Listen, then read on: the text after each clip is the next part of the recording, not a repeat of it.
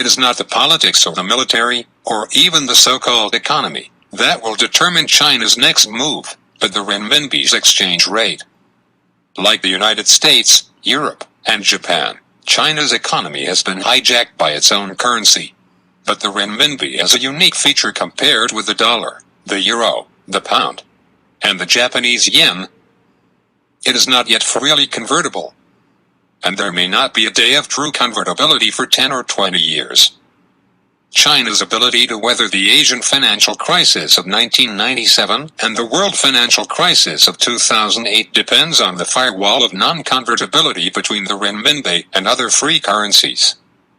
This firewall, however, has now become a key factor in the success or failure of China's economy. It is like installing iron windows at home. Although it is possible to guard against theft on weekdays, it becomes an obstacle when the house is on fire. You cannot get out by yourself and the firefighting team cannot also get in. The exchange rate of the RMB has always been determined by the central government rather than by the market. Therefore, its circulation relationship with the world's freely convertible currency needs to be adjusted manually. At a time when the economy was booming at a rate of more than 10%, the RMB kept its cheap status for a long time under the pressure from the United States and attracted a large number of foreign investment into China. However, in the current environment of sluggish world economy and declining GDP growth of China, the RMB has to withstand the pressure and dare not devalue, for fear that a large number of foreign and domestic capital will flee after the devaluation. With the structural defects of today's Chinese economy, various forms of corruption and irregularity, political sentiment, and the speculative self-insurance pattern of enterprises, once a large number of domestic and foreign capital flee, it will be enough to stop the economic machinery in a very short time. In fact, the eyes of investors are discerning. The consensus of the global financial and investment community is that the RMB must depreciate to the level consistent with the current economic pressure in China, but do not know whether it should be a slowdown or urgent devaluation.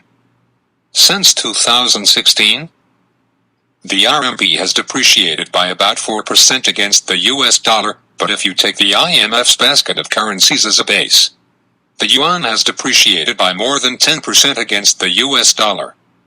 Foreign and domestic capital in China has not been idle during this period, and the amount of overt defections has exceeded US 8 trillion, and the total amount, I am afraid, is no less than US 8 trillion in addition to the clandestine ones.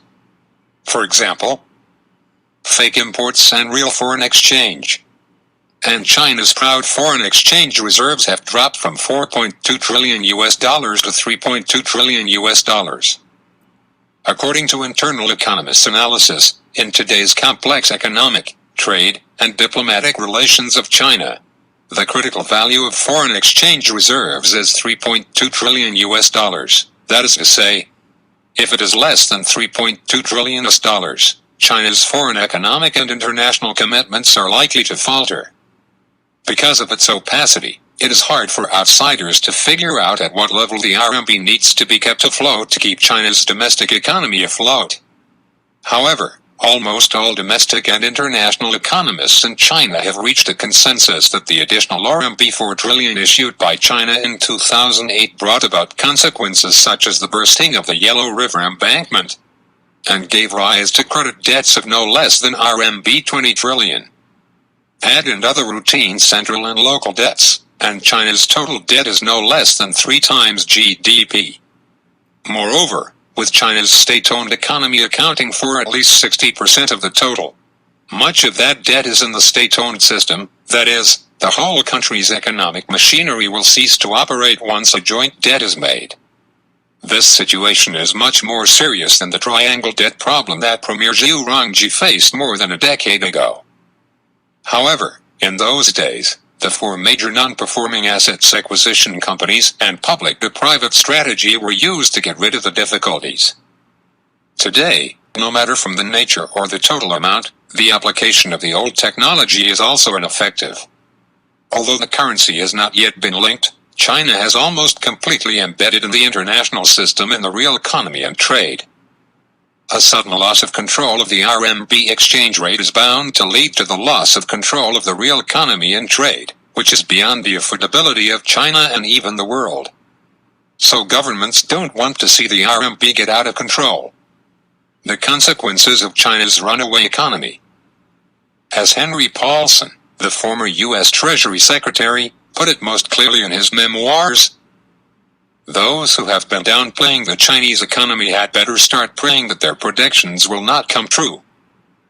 Once the Chinese economy collapses, the impact on the world is unpredictable. With the consensus of governments, do we need to worry about losing control of the RMB exchange rate and the consequent economic and trade lose control? Absolutely necessary. Because the total amount of money floating around the earth has long been out of line with the real economy. Became a free will monster, unrestrained by any government. The so-called financial crisis in 2008, it is the monster outburst. Western governments took pains to join forces to temporarily suppress the monster. Unexpectedly, China, proud of its socialism, has proved that a powerful nation has risen. Unexpectedly took the lead in capitalist countries, China pushed to take a quantitative easing QE of 4 trillion RMB. Engaged in a variety of games to catch up with the United States and Britain, for the capitalist government to relax a sigh of relief. Then Western countries began to QE, again QE, more fattening the monster in 2008, until the unheard of negative interest rate policy cannot hurt the monster a hair once more. How big is the monster now? It is reported to be 200 trillion, or more than 10 times the GDP of the United States. Not to mention that central banks and finance ministries have different interests that make it difficult for them to join forces. Even if miracles happen and governments join hands, they may not be able to wrestle with this monster. Although the governments of various countries are concerned about the tough problem of devaluation of the RMB, they can only fend for themselves. If things get out of hand, countries will probably only be able to let it be rats deserting a sinking ship on the inside of China. Looking back on the devaluation process of the RMB exchange rate, the dilemma can be described as follows. Slowly depreciating is waiting for death. And one time depreciating is seeking death. If the depreciating is slow, it is tantamount to soliciting others, including international hot money and domestic people, to come to suffer. But if you want to depreciate once to the bottom, the key problem is that perhaps no one in the whole of China knows what water level is called the bottom. Foreign experts can't help even if they want to, because even the Chinese government itself is unclear about the situation and the numbers. One real thing, I met a Chinese economist not long ago asking him how much the RMB should depreciate against the US dollar to stabilize the Chinese economy. He replied, "I don't see the bottom. And I still not give up to ask again. 1 by 7.8 about 16 is too much." The scholar is a little impatient, he said. "My bro, in the Chinese monetary field I belong to one of the top 3, I repeat. I could not see the bottom.